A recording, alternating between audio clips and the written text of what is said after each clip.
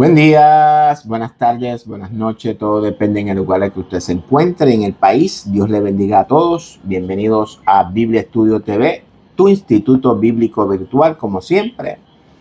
Este es tu hermano Víctor Cáceres, quien les saluda a todos en el amor de Jesucristo. Bienvenido a nuestro despertar bíblico de hoy. Un cordial saludo a todos esos hermanos en Cristo que aman estudiar la palabra, que invierten su tiempo en el estudio de la palabra de Dios. Saludos a todos nuestros hermanos de habla hispana en todo el mundo. Hoy finalmente nos reintegramos a nuestro estudio profético y escatológico del discurso profético de nuestro Señor Jesucristo dado a su iglesia en Mateo 24. Ya hemos escudriñado los primeros 9 versos, los cuales resumiremos más adelante. Hay una inquietud en mi corazón y quiero compartirla con ustedes. Me inquieta ver cómo en nuestras congregaciones, aquí en Puerto Rico y también, ¿verdad?, en toda Hispanoamérica, ya no se predican temas proféticos ni escatológicos. La segunda venida de Cristo ya no se predica. El reino no se predica. El arrepentimiento no se predica. El nuevo nacimiento tampoco se predica, y mucho menos la santidad y la justicia. Después de la muerte de nuestro hermano Gille Ávila, quien fue el único que siempre enfatizaba en el retorno de Cristo, nadie más ha tocado estos temas. Se ha levantado una generación que no conoce a Dios, que no conoce al Padre Celestial. Me inquieta ver a una iglesia muy reposada, una iglesia viviendo en conformidad con el mundo, recibiendo pan y circo, sentándose a la mesa a comer de la comida de Babilonia y a beber su vino. Me inquieta mucho ver que los predicadores de ahora no tienen conocimiento ni fundamento bíblico. Me inquieta ver que muchos pastores que hace años atrás su vida era dedicada al evangelio, a las enseñanzas bíblicas, a ayudar, a servir, a hacer justicia, y ahora se han arrinconado. Ya se cansaron, pero tampoco desarrollaron líderes. Me inquieta ver que hay algunos hermanitos que, porque saben 2 o 3 versículos de la Biblia, sean maestros de la congregación. Me inquieta saber que hay algunos teólogos que convocan a las congregaciones y llenan coliseos. Lo que significa es que en sus congregaciones no hay enseñanzas y por tanto tienen que acudir a buscarla a cualquiera que se las ofrezca. Y lo que más me inquieta es saber que esos grandes teólogos que llenan los coliseos y las iglesias también, siempre hablan de lo mismo, pero cambiando el escenario, nada nuevo. Me inquieta saber que nuestras congregaciones siguen todavía ese famoso librito antiguo escrito por personas que malinterpretaron las escrituras. Nadie cuestiona esa doctrina errónea. Simplemente la siguen porque la encuentran bonita y conveniente para ellos. Por ejemplo, la doctrina pretribulacionista. Una doctrina teológica diabólica que enseña que la iglesia, por ser la novia, no tendrá que enfrentar a la bestia. Es decir, que escaparán de la tierra sin un rasguñito. Y esto es lo que las congregaciones pues les gusta. Un evangelio sencillo, fácil, divertido, rosadito. Pan y circo, entretenimiento, tradiciones, posiciones en la iglesia, fama, riquezas y poder. Y no podemos negar que somos imitadores de los fariseos y de los saduceos. Todo esto es lo que Jesús profetiza en su discurso de Mateo 24 que veremos hoy. Todas las señales que anuncia la llegada del Mesías son causadas precisamente por el comportamiento de la iglesia. Recordemos que estamos embarazados de Cristo. Usted decide si lo da a luz o lo aborta. Nuestras obras deciden si lo damos a luz o lo abortamos. El testimonio y la fe de Jesús en nosotros es la que dará a luz a Cristo en nosotros. El cuento maravilloso de volar por los aires e irse al cielo se convertirá en una horrible pesadilla en todos aquellos que sueñen con esa falsa enseñanza. Eso no es el evangelio del reino, ese es el evangelio de los evangélicos. En el estudio de hoy aprenderemos muchas verdades reveladas por Jesús para nosotros, su iglesia. En Biblia Estudio TV no nos parcializamos con ningún pensamiento teológico ni con ninguna denominación en particular. Todas las denominaciones son bienvenidas, inclusive la atea. Nuestro objetivo es fomentar la unidad de la iglesia como un solo hombre, un solo cuerpo. Cristo pidió al Padre para que todos seamos uno en Él y de igual manera los unos con los otros. ¿Amén? Porque cada uno de ustedes o cada uno de nosotros somos una unidad del Padre. Usted y el Padre son uno, pero usted no es el Padre. Usted es la criatura y el Padre es el creador que habita en usted. El conjunto completo que forma el cuerpo de la iglesia, formamos al Padre en nosotros. Amén. Comparte este estudio de Mateo 24 con todo el mundo. Haga de este video uno viral. Todas las congregaciones del mundo y todo el mundo per se necesita escuchar la palabra de Dios. Y usted es el medio para que ellos puedan recibir y escuchar la palabra de Dios. Comparte este video con ellos y el Dios amoroso, santo, justo, perfecto que habita en usted los llene de su sabiduría y entendimiento e inteligencia. Presten atención al estudio de hoy. No dejen nada, no lo dejen a la mitad. Mírelo completo, no se arrepentirá. Lo que usted aprende aquí no lo aprende en ninguna universidad teológica, en ningún instituto bíblico y en ninguna escuela sabática ni dominical. Amén. Así que teniendo esto claro, adelante con el estudio de hoy, las tribulaciones y la iglesia, video número 8 de Mateo 24 del 10 al 15. Adelante.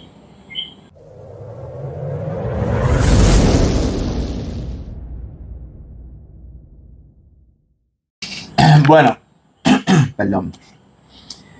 Quiero empezar haciendo un recuento de todo lo que hasta ahora hemos venido estudiando acerca del mensaje profético de Jesús a sus discípulos. Y cuando digo a sus discípulos me refiero a todos los discípulos, los cuales eran una gran cantidad, la cual está figurada dentro en los 12, mejor dicho. Recordemos que el número 12 dentro de la numerología hebrea simboliza el reino de Israel. Para reforzar esto que digo, debemos recordar la pregunta que los discípulos le hicieron a Jesús antes de su ascensión en Hechos 1:6. Señor, ¿restaurarás el reino de Israel en este tiempo? Y la respuesta de Jesús fue que a ellos no les tocaba saber eso.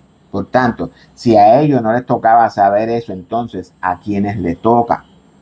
Jesús nunca negó lo que ellos preguntaron, sino que esa información era solamente del Padre y el Padre la iba a revelar a quienes les toque saber. ¿A quienes le toca saber? Pues no a la generación de ellos, sino a la última generación de ellos, es decir, a nosotros, la iglesia. Es importante que entendamos la escritura. La escritura debe de escudriñarla letra por letra, palabra por palabra. Es por esta razón por la que Jacob tuvo 12 hijos y Jesús 12 discípulos. Repito, el número 12 no es literal, sino simbólico. Explicamos el verso 2 y aprendimos la razón por la cual el templo de Jerusalén tenía que ser destruido y también aprendimos su simbología. ¿eh? Eh, en los versos del 3 al 5 aprendimos que lo primero que Jesús les advirtió fue que no se dejaran engañar, de que no nos dejemos engañar, porque después de su partida vendrían muchos engañadores y muchos dirían que ellos son Cristo y a muchos engañarán. Si alguno dijere, mira, está en la habitación, está en la azotea, está aquí, está allá, dice el Señor, que no le creamos, porque esos que dicen ser Cristo son falsos Cristos. De acuerdo con lo que Pablo nos revela en su carta a los Efesios, en los capítulos 1 y 2, aprendimos que nosotros, los verdaderos creyentes, los que fuimos bautizados en el bautismo de Cristo, los que hemos muerto y sepultado con Cristo, espiritualmente hablando, y hemos resucitado a una nueva vida, eso dice Pablo, que el mismo poder que operó en Cristo, sentándolo a su misma diestra en los lugares celestiales, también nos ha sentado con Cristo en los lugares celestiales. Es decir, que nuestra vieja naturaleza fue sustituida por la nueva naturaleza divina en nosotros. Por tanto, hemos venido a ser el Hijo del Hombre. En otras palabras, Cristo mismo. Es por esta razón que Jesús nos advierte a no dejarnos engañar, porque aquellos que falsamente pretenden ser Cristo, ¿eh? Porque espiritualmente hablando, nosotros somos los verdaderos Cristo, ¿eh? Ya eso lo expliqué. Por tanto, Jesús enfatiza en que no nos dejemos engañar. En los versos 6 al 8 aprendimos que esas guerras, rumores de guerras, pestes, hambres, terremotos, son eventos que desde el principio de la iglesia los hemos estado experimentando. Estas señales que anuncian el pronto retorno del Mesías han sido una realidad en toda la historia de la iglesia o de las iglesias de todas las generaciones. También aprendimos que todas estas señales son las consecuencias por la desobediencia de Israel o de toda la humanidad de los mandamientos de Dios, de la ley. Estas son las consecuencias de la desobediencia profetizada por el Señor en el libro de Deuteronomio 28 del 15 al 68. Por tanto, todo esto que estamos experimentando, entiéndase, guerras, enfermedades, hambrunas, pobreza, terremoto, adulterio, fornicación, idolatría, asesinatos, odio, rencor, homosexualismo, genocidios, esclavitud mental, ceguera espiritual, demencia, prostitución y toda esta depravación y maldad que reina en el corazón del hombre tiene una causa: la desobediencia a los mandamientos o a la ley de Dios. Punto. Desde el principio, el ser humano se le ha quitado su corazón de hombre y se le ha dado un corazón de bestia. Porque para que el hombre adopte esta actitud orgullosa, altiva, arrogante y rebelde, tiene que ser una bestia. Pero dice Jesús que todo esto que hemos estado experimentando y que todavía estamos experimentando es principio de dolores. Lo que significa es que en este tiempo los dolores fuertes, las contracciones vienen de camino. Amén. En el verso 9 Jesús profetiza algo que se hizo patente inmediatamente después del inicio de la iglesia primitiva. Bueno, al igual que todo, ¿verdad? Jesús profetiza tribulación, muerte, asesinatos, odio, angustia para todo el cuerpo que forma su iglesia. Y como ya él dijo, todo esto es principio de dolores. Y todo esto que nuestros hermanos en la historia experimentaron tienen una causa. Y esa causa es el nombre de Jesús. Y esa causa es la misma por la cual experimentaremos la iglesia, formada por judíos convertidos y por gentiles. Todo eso que Jesús profetiza en el verso 9. También explicamos qué significa el nombre de Jesús y lo voy a repetir. El nombre de Jesús es una figura retórica que simboliza el testimonio y la fe de Jesús en nosotros. En otras palabras, revela la nueva vida, el nuevo nacimiento, el amor, la santidad, la justicia y la perfección de Jesús manifestada en nosotros y por medio de nosotros. Ese testimonio es el que le dice al mundo que Dios es el que nos santifica. Y con esto, básicamente, terminamos los primeros 9 versos de Mateo 24. Hoy retomamos el estudio en el verso 10. Por tanto, busque su Biblia y ábrala en Mateo 24, 10 en adelante. Y les voy a pedir que, por favor, que presten mucha atención a los textos. Los textos bíblicos en su mayoría son textos simbólicos o que contienen símbolos y por tanto es nuestra responsabilidad interpretarlos. Hay también textos que necesitan interpretación para poder discernir el mensaje que el escritor bíblico pretende transmitirnos. Amén. Si alguien le dice que los textos no son simbólicos o que no contienen simbología y que tampoco necesitan interpretación, les digo lo mismo que Jesús dijo: no se dejen engañar.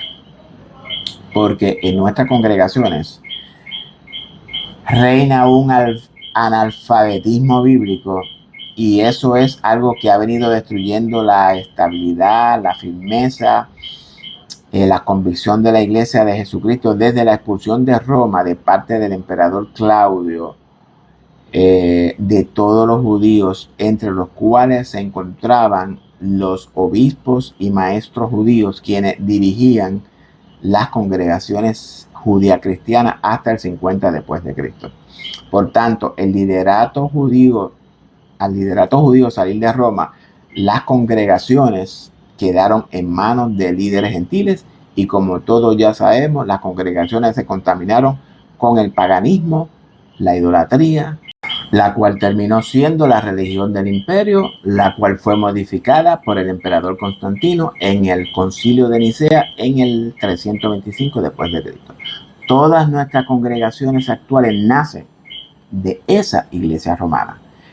Esa iglesia romana es la madre de todas las congregaciones que nacieron fuera del liderato judío convertido a Cristo. Pablo dijo que después de su muerte entrarían lobos rapaces que destruirían a las ovejas. Y esto mismo es lo que estamos experimentando en la actualidad. El que tenga oído para oír, que oiga. Verso 10. Muchos tropezarán entonces y se entregarán unos a otros y unos a otros se aborrecerán. Repito lo mismo que dije. Este verso 10 necesita interpretación. Perdón. Cuando hablamos de tropezar, hablamos de que frente a nosotros hay algún obstáculo. Algo que si no nos percatamos, de ese obstáculo tropezaremos y caeremos al suelo. La pregunta es, ¿a cuál obstáculo es que Jesús se refiere? Ese obstáculo que nos puede hacer caer es claramente las falsas enseñanzas. En la actualidad encontramos a un cristianismo dividido en varias denominaciones, supuestamente cristianas. Cada una de ellas tiene su propio librito de lo que ellas entienden que es el evangelio y que es la forma de vida adecuada para vivirla. Sin embargo, cuando leemos el libro de los Hechos y las cartas de los apóstoles, no encontramos esas divisiones. El hecho de que Pablo y los apóstoles, que fueron los que recibieron las enseñanzas directas de Jesús, tuvieran un mismo corazón, un mismo pensar, un mismo sentir, un mismo comportamiento, un mismo espíritu o carácter, un solo mensaje, un solo bautismo, una sola fe, un solo Señor y un solo Dios, quien es Padre de todos. Esto nos debe de llevar, por deducción lógica, a pensar, a discernir que en la actualidad existe un problema. Y ese problema es de doctrina. Cuando yo miro a los pentecostales, a los adventistas, a los testigos de Jehová, a los mormones, a los bautistas, a los católicos y todas esas diferentes denominaciones, tengo que pensar en que hay algo muy mal en nosotros. Porque si cada uno de estas denominaciones tienen una forma de pensar diferente, esto lo que me indica es que la iglesia de Jesucristo está dividida. Y Jesús dijo que un reino dividido no puede prosperar. Y siempre que hablo de esto, tengo que hacer un llamado al pueblo de Dios a recapacitar, a repensar, a meditar en nuestros corazones antes de continuar edificando la imagen del Hijo en nosotros. Porque podríamos estar edificando la imagen de la bestia en su lugar. Es por esto por lo que Jesús profetiza que muchos tropezarán. Y continúa diciendo que por causa de este tropiezo nos entregaremos unos a los otros. ¿A qué nos entregaremos? Obviamente, si estamos viviendo en confusión, errando al blanco, que eso es pecar, sin certeza, caeremos en las redes del mal, en las redes de nuestra propia naturaleza carnal pecaminosa, la cual la Escritura denomina la bestia. Caeremos en nuestras propias garras. ¿Por qué razón? Porque andaremos errantes, cada uno por su camino, cada uno siguiendo a su denominación, como ovejas que no tienen pastor. Todas esas ovejas errantes necesitan ser reunidas bajo la mano del pastor de todas las ovejas. Hablamos de un reino de sacerdotes unidos y por tanto, hasta que esta unión no sea una realidad en nosotros, como un solo cuerpo que forma la iglesia, continuaremos aborreciéndonos unos a otros. Porque hay una verdad explícita en nosotros y es que nos aborrecemos unos a otros. Es una verdad. Los pentecostales aborrecen a los adventistas y viceversa. Los mismos testigos de Jehová, los mormones, los católicos, ninguno pueden estar en el mismo lugar. Somos como los fariseos y saduceos, que cada uno tenía su propio librito y se agarraban las greñas entre sí. Es mi responsabilidad advertir al pueblo de Dios para que recapacite y deje a un lado el discrimen, la acepción de personas y la injusticia. Jesús, por medio de esta profecía, lo que procura es eso mismo: advertir a su pueblo a continuar en unidad, obediencia y firmeza y perseverancia, porque el que persevere hasta el final, ese será salvo. Verso 11. Y muchos falsos profetas se levantarán y engañarán a muchos. Y Jesús continúa profetizando a su iglesia. Y muchos falsos profetas se levantarán. De igual manera necesitamos interpretación. ¿A quiénes Jesús llama falsos profetas? Un falso profeta dentro del contexto hebreo es alguien que habla supuestamente en el nombre de Dios, es decir, en el lugar de Dios. Y eso que habla no proviene de Dios. Es por esta razón que es un falso profeta. Cuando hablamos de profecía, la Escritura se refiere a toda la verdad revelada de Dios en ella. Cuando hablamos de Dios, el cual es una traducción al español, la Escritura se refiere a la ley, al juez, a la justicia, a los mandamientos. Se refiere al fuego consumidor. Se refiere a nuestra conciencia de ser en nosotros. En otras palabras, que se levantarán falsos predicadores, maestros, teólogos, enseñando mentiras como si fuesen verdad. Es decir, que lo que enseñan no armoniza con la verdad de Dios. Estos falsos predicadores, maestros, teólogos, están en medio nuestro. Y esto que voy a decir es importante que lo entiendan. Nuestros predicadores, maestros y teólogos, incluyendo, ¿verdad?, nuestros pastores, no son culpables completamente de todo este asunto de la falsa enseñanza. Sin embargo, hay algo de culpa en ellos. El problema radica en nuestros líderes anteriores, a nuestros antepasados. Por más de 1000 años atrás, los líderes interpretaron muchas verdades erróneamente, debido, ¿verdad?, a las mezclas del paganismo en la iglesia, las cuales establecieron como verdades fundamentales estas falsas verdades. A través de las generaciones, esas enseñanzas erradas se patentizaron en nuestras congregaciones de hoy como verdad. Nadie se ha encargado de cuestionar esas falsas enseñanzas que circulan en nuestras congregaciones hace cientos de años. Han seguido siendo consideradas como verdades bíblicas. Aún muchos de los feligreses las cuestionan, pero no las contradicen. Por tanto, nuestros líderes son culpables de no cuestionar esas enseñanzas consideradas verdades y corregirlas y enseñarlas correctamente a la congregación. Y no puedo echarle la culpa completa al liderato, porque los feligreses tienen la misma responsabilidad que los líderes. Jesús mandó a escudriñar las escrituras porque ellas dan testimonio de él. Verso 12.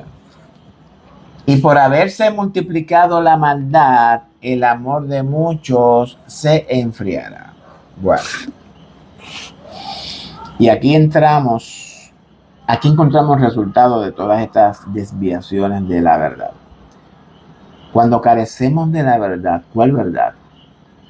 La verdad de que Dios, el juez, la ley, la conciencia de nosotros, la verdad de que nosotros somos una unidad del Padre, de que nosotros somos la imagen visible del Padre invisible que habita en nosotros, de que nosotros somos el Hijo por medio de la sustitución y que no podemos tener la vida eterna si no conocemos al único y verdadero Dios y a Jesucristo, a quien el Padre ha enviado.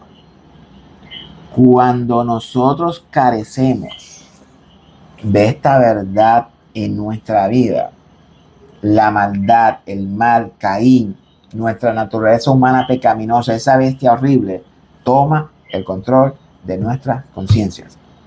Hablamos de esa apostasía que Pablo revela que sería previa a la manifestación del Hijo del Hombre en nosotros. Y también hace referencia al mismo texto de la apostasía en 2 de Tesalonicenses, donde Pablo nos revela la segunda más grande señal de todas. Y esta es que el hijo de perdición, el hombre de pecado. ¿Quién es el hombre de pecado? El hombre de pecado es la misma naturaleza pecaminosa del hombre, la bestia, que siempre ha estado sentada en el templo de Dios y que en la última generación tratará de sentarse en el templo de Dios, es decir, en nuestro corazón de la iglesia, como si fuera Dios haciéndose pasar por Dios. Y esa bestia, al tomar el control de nuestra conciencia, de ser en nosotros, ya el amor que dominaba nuestra conciencia se enfriará. Será enterrado y no tendremos oportunidad de resucitarlo. Si sus líderes no enseñan esta verdad en su congregación, les exhorto a reclamarle a sus líderes este tipo de enseñanza. Verso 13. Mas el que persevere hasta el fin, este será salvo. No lo dije yo, lo dice eso. Más el que persevera. ¿En qué persevera? El que persevere en esta verdad que acabo de revelar. Aquel que permanezca firme en esa verdad será salvo. ¿Salvo de qué? Será salvo del castigo que la justicia de la ley exige para el desobediente. Somos salvos de ese castigo porque Cristo lo sufrió por nosotros. Su obediencia a las exigencias de la ley lo hizo resucitar en gloria. Y esa gloria fue imputada a nosotros, espiritualmente hablando, según Efesios capítulo 2, y ya no tendremos que enfrentar ese castigo. Por tanto, ya no vive esa naturaleza pecaminosa en nosotros, la cual fue muerta y sepultada con Jesús, espiritualmente hablando.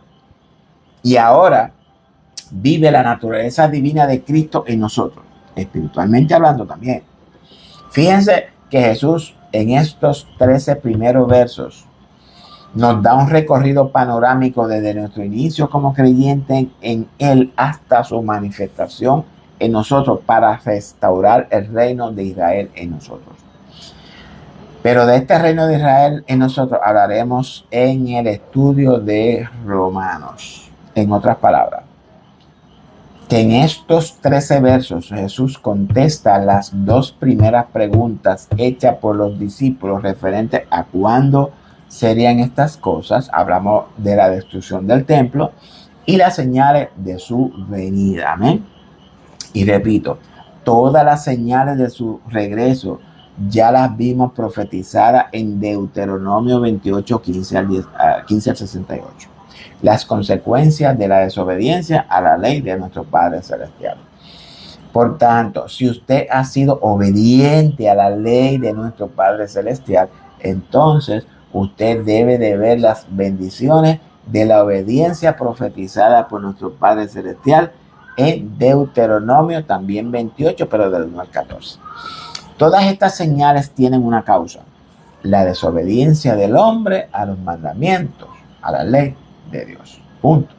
Esos enemigos de Israel, dramatizados como Egipto, Asiria, Babilonia, Medo-Persia, Roma, serán concentrados en esta bestia dominante, esclavizadora, sometedora, obligatoria, cuyo objetivo es dominar y esclavizar nuestras conciencias. Es una batalla entre la criatura y el creador. ¿Quién vencerá? Todos sabemos que el creador ya venció en Jesús. Por tanto, es considerado un hecho y punto. Y ahora Jesús procede a contestar la tercera pregunta: las señales del fin del siglo o de la era. Verso 14. Y será predicado este evangelio del reino en todo el mundo para testimonio a todas las naciones, y entonces vendrá el fin.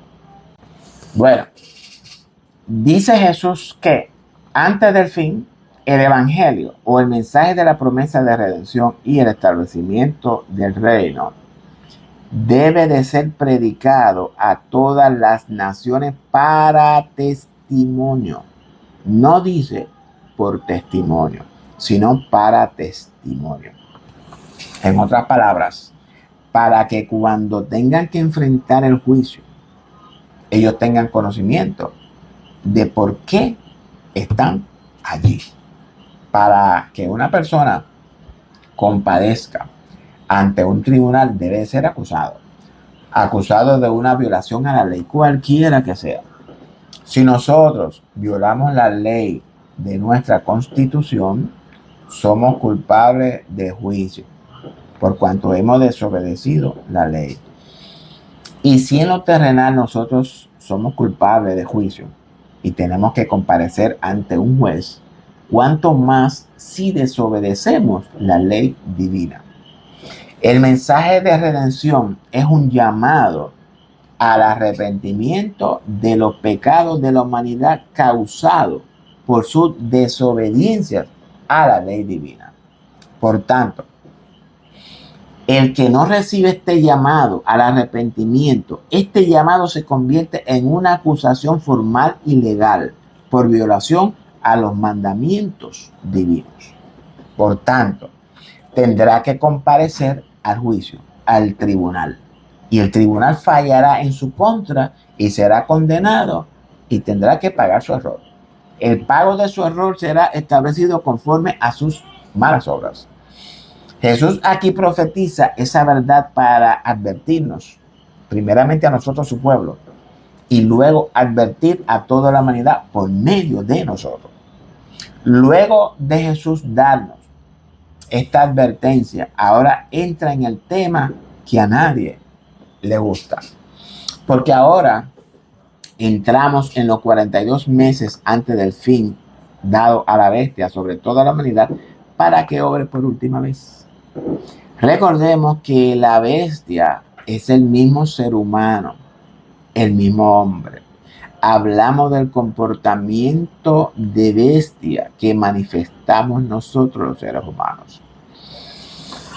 ¿Por qué nuestro Padre permite esto sobre su pueblo? La razón es simple, amados.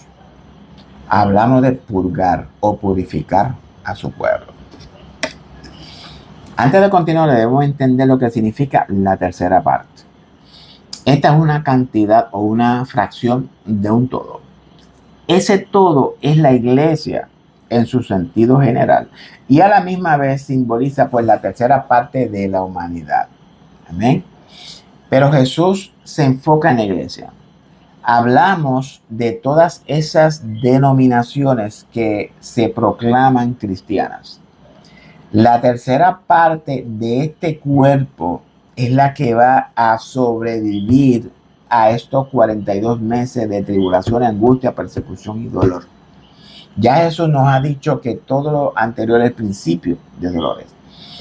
Pero ahora ya no hablamos de principio, sino de las contracciones antes de nuestro parto, antes de que Jesús nazca en nosotros. En las 2/3 partes, Jesús abortará porque su imagen no fue hallada, formada en esas 2 partes. Apocalipsis llama a esto vomitarlo de la boca. En Zacarías 13:9, el Señor revela que metería a la tercera parte y lo fundirá como se funde la plata y lo probará como se prueba el oro. ¿Cómo se prueba el oro? Se prueba por medio del fuego. Y dice, él invocará mi nombre y yo le oiré y diré, pueblo mío, y él dirá, Señor, el Señor es mi Dios. Y este invocamiento nos ilustra por la manifestación o el nacimiento de Cristo en nosotros. Ahora bien, ¿qué pasará con las otras terceras partes? Bueno, la respuesta la encontramos en Ezequiel 5:2 y en Apocalipsis 8 por el momento. Hay otro texto, pero no lo menciono. Y exhorto a que escudriñemos ver el libro de Ezequiel, Zacarías, Apocalipsis y todos los profetas. Estos libros revelan muchas verdades de las cuales nuestros líderes no hablan. La pregunta que debemos de hacernos es, ¿en cuál grupo me encuentro? ¿En la tercera parte o en las 2/3 partes? Si usted se encuentra en la tercera parte, prepárese, porque las tribulaciones, persecuciones y angustias serán contra usted. Amén. Así que advertido. Verso 15. Por tanto, cuando veáis en el lugar santo la abominación desoladora de que habló el profeta Daniel, el que le entienda. Y antes de pasar al verso 16, la continuación del contexto, quiero que analicemos a qué es lo que Jesús se refiere con la abominación desoladora en el lugar santo. Este es uno de los textos que ha generado muchas controversias en cuanto a su interpretación, ya que para poder interpretarlo debemos de conocer el libro de Daniel en su totalidad, no un párrafo. Daniel es el Apocalipsis del Antiguo Pacto. Por tanto, Para poder interpretar el Apocalipsis de hoy, debemos de interpretar el de ayer. Vamos a ir interpretando por partes. Lo primero que debemos de interpretar es a qué lugar santo es al que Jesús se refiere. En el santuario o en el templo hay dos lugares. Perdón. El primer lugar se llama lugar santo y el segundo lugar se llama lugar santísimo. ¿Qué había en estos dos lugares? En el lugar santo encontramos el pan de la proposición, estaba el candelabro de oro y el altar del incienso. Ahora bien, todo esto era simbólico, era figura o tipo del cuerpo de Jesús. En el lugar santísimo se encontraba el arca del pacto con las tablas de la ley. Se encontraba el propiciatorio. En resumen, el lugar santo es donde habita la misma presencia de Dios. Y para terminar, estos dos lugares estaban divididos por una cortina muy gruesa, la cual simboliza el pecado o la desobediencia que nos separaba. Ya he dicho que todo esto era simbólico, figura o tipo del cuerpo de Jesús. El santuario es tipo de nuestra conciencia, de nuestra mente o de nuestro corazón, como usted quiera. Es nuestro interior donde mora la presencia, el Padre Celestial. Ahora bien, vamos a traducir esto en un lenguaje de la ciencia del comportamiento humano, porque no lo puedo hacer de otra manera. Y necesito tu atención porque lo que van a aprender hoy, nunca uno de sus líderes ni teólogos se lo han enseñado. El lugar santo se refiere pues a nuestra mente, a nuestra conciencia aquí, donde nosotros recibimos los pensamientos.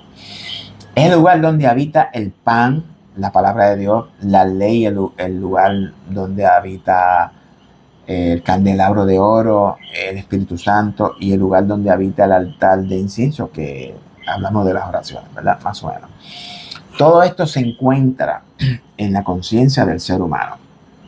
Sin embargo, el ser humano ha dejado la palabra de Dios a su espíritu y ha abandonado la oración a su creador. Sobre todo eso se ha sentado el enemigo. Se ha sentado Caín luego de asesinar a su hermano Abel. Ese Caín, ese Nimrod, es la actitud desobediente y rebelde que domina y esclaviza la conciencia de la humanidad. Espero que lo estén entendiendo. Entiendo esto. Vamos a continuar con esto. Dice Jesús que cuando veamos en el lugar santo, es decir, en la conciencia de los hombres, en las mentes o en el corazón, la abominación, y vamos a detener un ratito aquí. ¿Qué es una abominación? Dentro del contexto hebreo es shikutz, que describe un comportamiento profundamente ofensivo, repugnante para nuestro Padre Celestial. En otras palabras, que cuando veamos que todas estas personas que practican moralmente, moralmente detestables contra la naturaleza de Dios, como lo es la idolatría, práctica de inmoralidad sexual, depravación sexual, homosexualidad, lesbianismo y todos estos pecados que se derivan de todas estas inmoralidades. Que cuando veamos a todas estas personas, estas actitudes, las cuales se oponen rotundamente en contra de nuestro comportamiento santo, entonces preparémonos. Eso es abominación. Pero Jesús dice que esa abominación es desoladora. Es decir, una profanación extrema del lugar santo que causa una desolación, es decir, una devastación, un abandono, una apostasía que es causada por la invasión del enemigo en la conciencia del ser humano.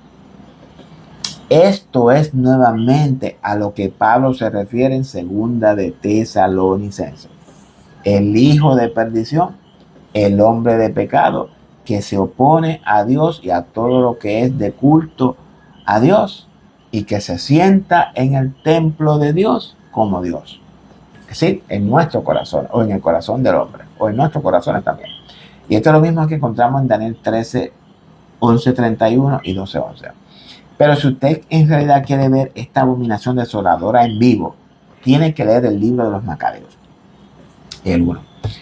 En este libro histórico se encuentra el texto de Daniel explicado explícitamente. Para que lo entendamos claro, esos son nuestros enemigos, esas actitudes. Ya dije en el estudio anterior, bueno, en un estudio, ¿verdad?, que dice que la marca de la bestia, que ese número representa la autoridad de la bestia dada a todos aquellos que se dejen marcar. Y esa autoridad también estará contra nosotros. Es decir, que esas personas estarán autorizadas a entregarnos a la bestia. Estará autorizada para atribularnos, perseguirnos, humillarnos y hasta matarnos, si es posible. Esto es lo mismo que ya vimos en la historia de la iglesia. Esto fue lo que ya vimos en Pablo. Pablo recibía una carta donde se le daba autoridad para perseguir, apresar, someter y hasta matar a los seguidores de Cristo. Y esto no lo invento yo. Todo esto está plasmado en la Escritura. Miremos la propia historia de Jesús. Mirémonos en la historia de los profetas. Entonces, ¿de qué habla Jesús? Lo que habla Jesús es lo que Apocalipsis 13 habla acerca de las dos bestias en una forma diferente. Pero esas dos bestias no las voy a entrar aquí porque no pertenecen por el momento. Porque usted escudriñe esos textos usted mismo. Jesús habla aquí del tiempo de la gran tribulación que la iglesia tendrá que enfrentar en los últimos 42 meses antes de la manifestación del Señor y del fin. Si a usted le han enseñado que la iglesia no va a enfrentar a la bestia ni a la gran tribulación, entonces sus líderes desafortunadamente son falsos profetas.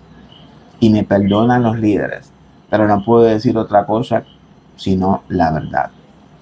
Iglesia, no te dejes engañar de todos estos teólogos que se levantan en estos últimos tiempos. Aquí en Puerto Rico se han levantado muchos teólogos que cuando convocan a las congregaciones, a las iglesias, llenan coliseos, llenan iglesias. Esos son seguidores de hombres. Ahora bien, una vez Jesús explica lo de la abominación desoladora, ahora nos va a alertar, a instruir en la manera en la que debemos de actuar en frente a esta situación. Pero estas instrucciones las discutiremos en el siguiente video que viene de camino detrás de este. No te lo puedes perder, amado.